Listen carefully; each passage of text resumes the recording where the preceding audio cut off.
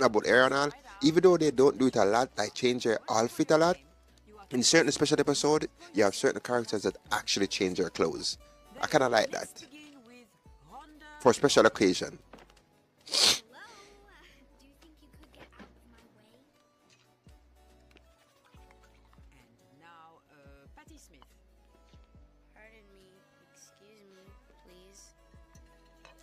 Bro, Patty Alright, is Rhonda, well all you have to do trained. is Like pretend her that you parents like tea actually party.